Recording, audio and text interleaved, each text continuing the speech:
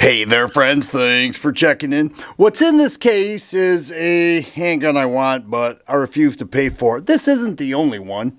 It kind of reminds me of the CZ TS2. I want that. Love the full-size single action handguns, steel frame, just incredible shooting. Love the TS2. I got my hands on that and fell in love with it.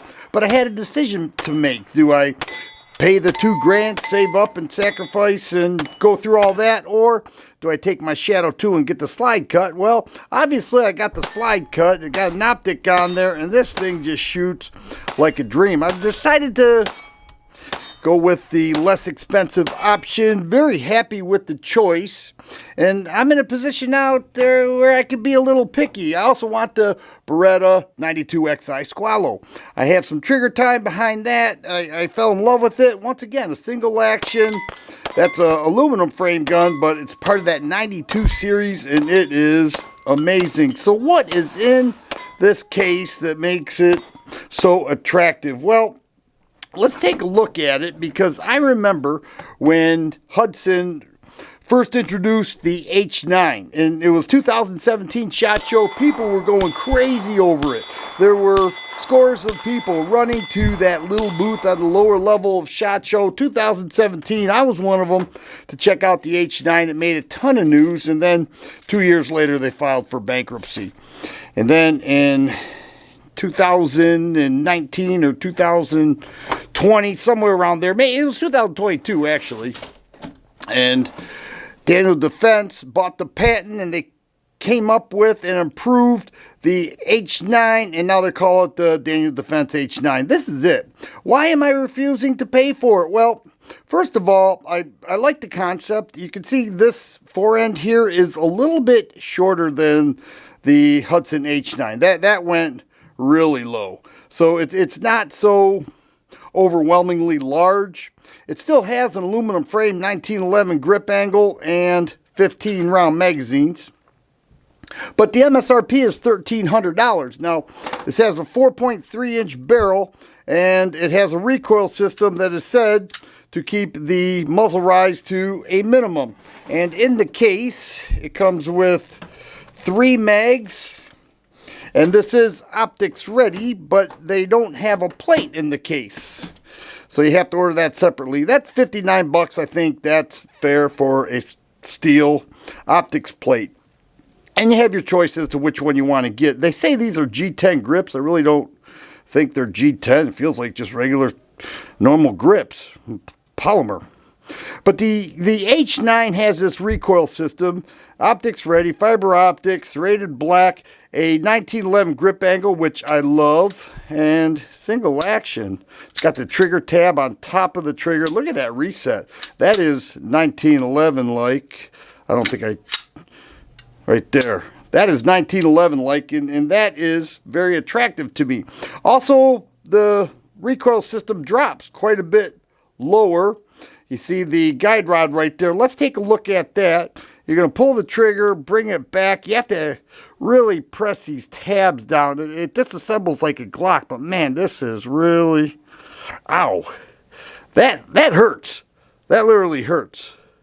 Hey, get on it, and there we go. You have to really pull those down, and this is what I'm talking about. It's got a dual recoil spring, and it has this guide rod base with that tab right there. That's to drop it lower. And here's the it's a 4.28 inch barrel, 4.3 inch barrel. But that right there, it's actually a simple concept.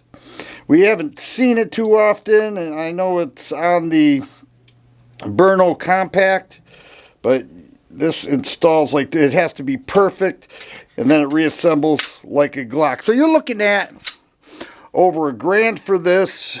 MSRP is $1,300. You buy the optic plate, you're in for another $15 or $59, and so you're looking at some cash. Now, local gun store, probably $1,000. All right, you're looking at $1,000. I refuse to pay for it because I have other handguns in this class. I don't think 9mm has a recoil that is substantial enough where I need to get a system like this. Now, you could either do this or go comp, all right? Or You could just shoot the 9mm like I did with this. There's no problem. It's easier. 9mm, low recoiling round. We see these manufacturers coming out with comps and recoil systems like this, and perhaps it helps. You know, anytime you can keep the muzzle rise to a minimum, that will definitely help. And Daniel Defense says they did it, and they did it right. They made it more reliable. They made it more user-friendly. Some of the changes, it has an extended beaver tail. They said they changed the backstrap system. They changed the feeding system. They're a full-fledged company.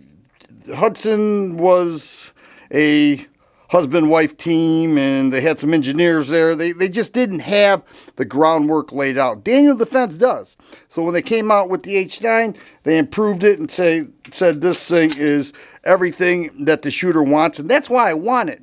Why will I not get it and refuse to pay for it?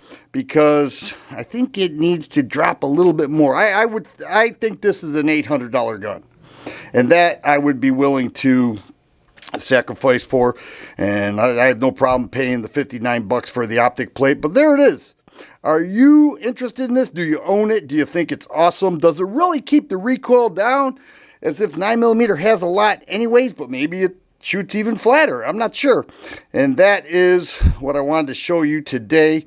It's expensive. It's got a great trigger. It has a 1911 grip angle and definitely some bonuses. Would you refuse to pay for it, or did you, and do you love it? That's what I want to know. If you like videos like this, please subscribe and share. I always appreciate thumbs up button. Thanks for watching, and you guys be safe.